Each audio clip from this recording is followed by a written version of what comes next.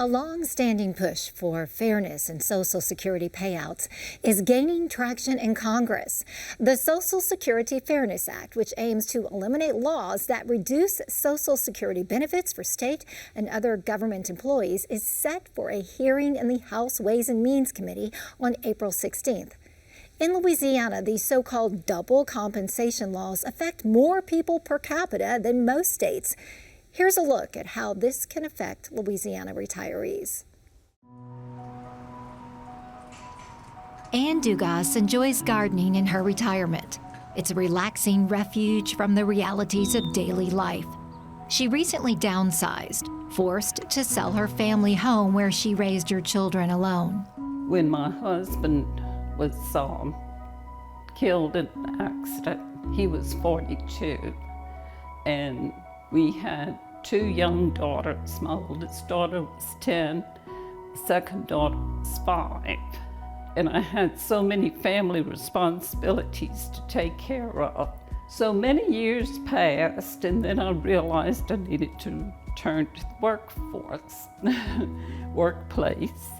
And I was offered a position with the state, with the Louisiana Attorney General's office.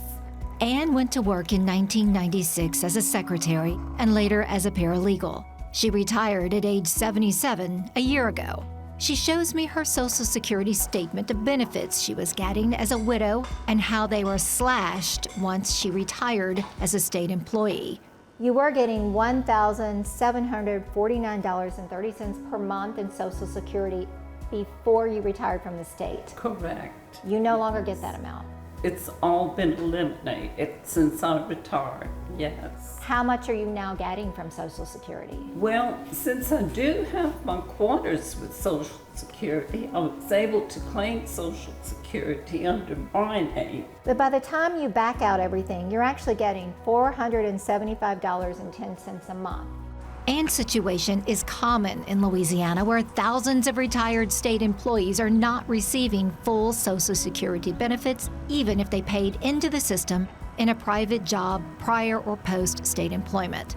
The Social Security windfall elimination provision, known as WEP, and the government pension offset, known as GPO, make state employees ineligible to receive full Social Security benefits. It's almost tantamount now to taxation without representation, because they've contributed, but they're being deprived of a benefit that legally they should be getting.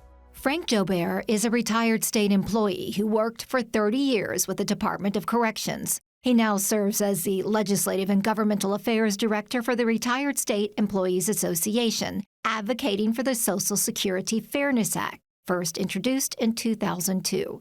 The proposed legislation repeals WEP and GPO. State employees are not asking for a handout. They're asking for what they paid into the system. That is absolutely correct. They paid in, they were deserving of the benefit, had the law not changed. But the logic seems robbing Peter to pay Paul. Exactly. It's exactly what it is. They're taking money from one set of individuals or group and giving it to the other one. And of course, there is a cost to fixing it, because they're not giving the people credit for what they've contributed to the system. The Social Security Fairness Act sits in the House Ways and Means Committee. Louisiana lawmaker Representative Mike Johnson has authored a resolution to force a vote on the House floor. When it's time for them not to reap benefits, but to get what they've paid in, they're told that because you chose a profession of public service, you're going to be treated different than everybody else, and you're only going to get a small percentage of your Social Security. That's not wrong. That's a crime. That is a legalized theft of what people have contributed. Congress passed the legislation in 1983 during the Ronald Reagan administration. Lawmakers were trying to shore up the Social Security system to keep it solvent. Congressman Garrett Graves has 311 co-sponsors out of the 435 House members. A companion Senate bill has more than half of the 100 senators as co-signers. It was a flawed drafting of the law back in the late 70s and early 80s. Folks have been trying to fix this for 40 years, and they've gotten pretty much nowhere. We are near a high water mark for the most progress ever on this bill. If you add up everybody in all 50 states that are affected, Louisiana is one of the most affected in the country. Its biggest obstacle is the cost to the Social Security system, which by its own estimates anticipates depleting its trust fund reserves by 2037. Unlike those other items they've spent trillions of dollars on, these people have already paid into the system, and but for their contribution, it would already be bankrupt. Anne is the face of hundreds of thousands of Louisianians penalized by WEP and GPO. She testified in a November 2023 Social Security Subcommittee field hearing on Social Security's disservice to public servants. It is just very unfair to so many people. It really hits hard at a time when you really need it.